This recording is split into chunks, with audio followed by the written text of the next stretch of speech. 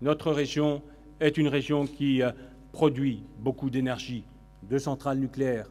Nous raffinons la moitié du pétrole français, centrales thermiques. Nous avons pris l'habitude d'une production énergétique abondante. Mais en même temps, nous avons oublié d'économiser l'énergie.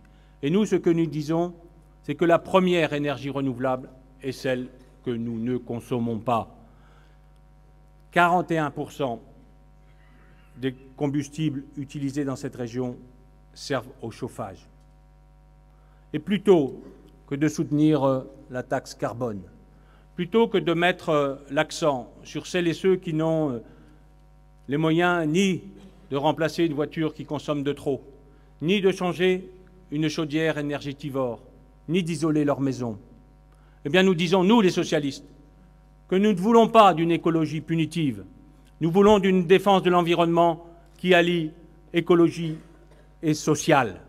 C'est la raison pour laquelle nous avons déjà, dans le cadre des contrats que nous avons signés avec les territoires, permis, à travers le survol et les études de thermographie, permis d'identifier les remèdes qu'il nous fallait mettre en œuvre.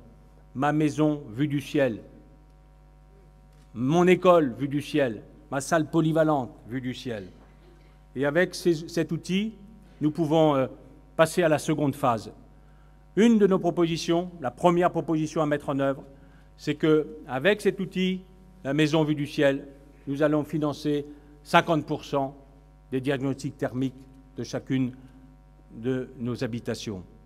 Et à partir de là, de ce diagnostic thermique, eh bien, chacune et chacun saura quels sont les remèdes qu'il a apportés, de manière à la fois, bien sûr, à lutter contre l'effet de serre, mais aussi à gagner du pouvoir d'achat, tout simplement en économisant l'énergie. Parce que le chèque énergie que nous allons créer sera d'abord destiné aux revenus le plus modestes, parce que ce chèque sera attribué sous condition de ressources.